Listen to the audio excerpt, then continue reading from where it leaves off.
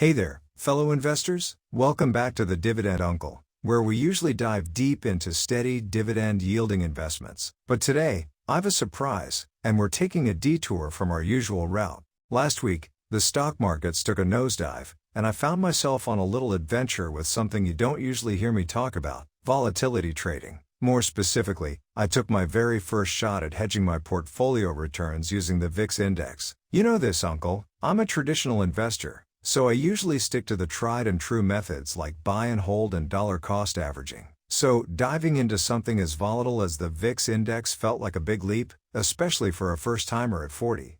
Stick around to hear how it went, what I learned from this wild ride, and whether you should do it during times of extreme volatility. What is the VIX Index?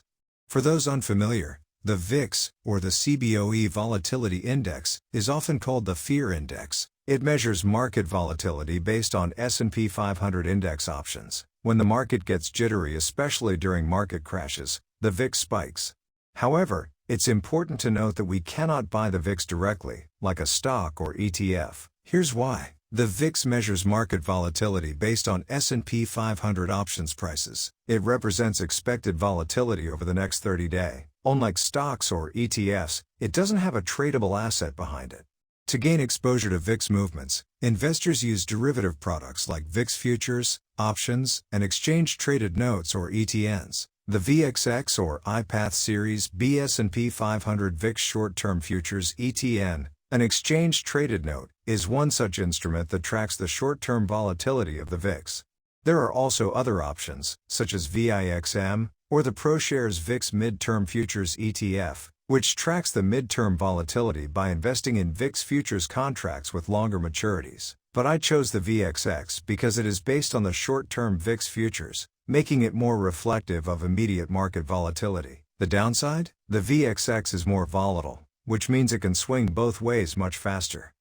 Why this uncle decided to hedge? So why did I decide to dip my toes into this volatile pool? It all began on Friday, August 2nd. When the global stock market took a hit after a disappointing U.S. jobs report revealed that the economy was slowing down more than expected. Just a few days earlier, the Federal Reserve Chair had announced there wouldn't be a rate cut, at least not yet, but hinted that September might be the month for it. Suddenly, everyone thought that the Fed chair is behind the curve, and it felt like the market was under a dark cloud, with a sense of impending doom hanging over it. Prior to this, I've been reading up on the VIX, and I knew that when fear spikes, so does the VXX ETN. The VIX had been sitting at low levels for quite a while because of the market's consistent uptrend. I figured this sudden downturn could shake things up, so I decided to buy some VXX as a hedge or insurance against the rest of my portfolio's potential decline. I didn't want to sell my shares, as I have longer-term confidence in them, so hedging the returns could be a good, albeit temporary way.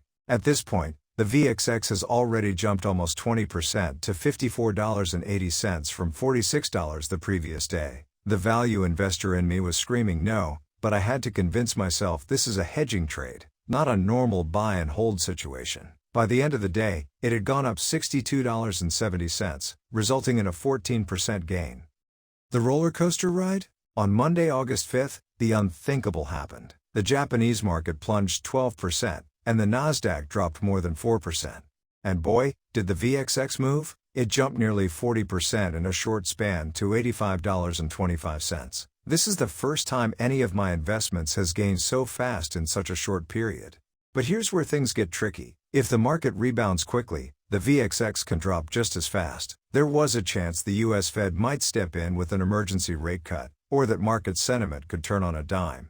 To protect my gains, I set a stop loss at $74 before I went to bed. If prices can drop by 15%, it'd probably be due to a big turn of sentiment. It was a tough call because it meant potentially cutting my profits short, but I saw it as sound risk management. The next morning, I woke up to find that my stop loss had been triggered. The VXX did go up again the next day, and reached a new high of $86.60. I won't lie, I felt a bit of regret, but as the days passed, prices continued to drop as the market regained its composure. As of this video, it has gone back down to $55. Ex-post, I was glad I had taken the appropriate precautions for a highly volatile instrument such as the VXX, but at that point, it was difficult.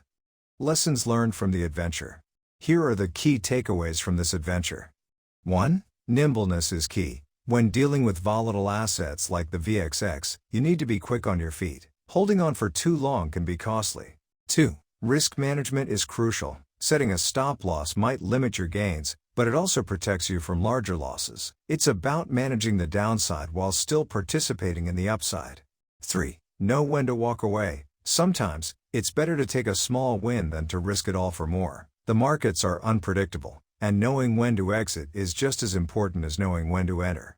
4. Volatility and complexity means it is not suitable for everyone. The VIX, with its extreme price volatility as seen over just a few days, isn't an investment tool for the faint of heart. These instruments are complex, and their price movements can be unpredictable, making them difficult to navigate. Additionally, the VXX ETN, for example, suffers from performance decay due to the necessity of rolling over futures contracts. This means that the price may not track the VIX as closely as one might expect, especially over longer periods.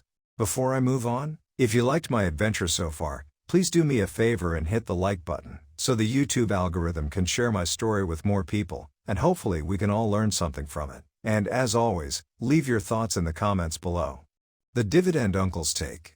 Now, this kind of trade isn't my usual cup of tea, and it's not something I'd normally recommend. But if you're considering using the VIX as a hedge, it's worth remembering that it's a tool for short-term protection, not long-term investment. For most of us, sticking to a well-diversified, dividend-focused portfolio will serve us well over time. However, it's always good to learn and explore. Just be sure to manage your risks carefully. As for whether I'd use the VXX again during extreme market volatility, the answer is yes, but only with the same careful approach. It's a powerful tool when the market gets rough, but it requires quick decisions and solid risk management.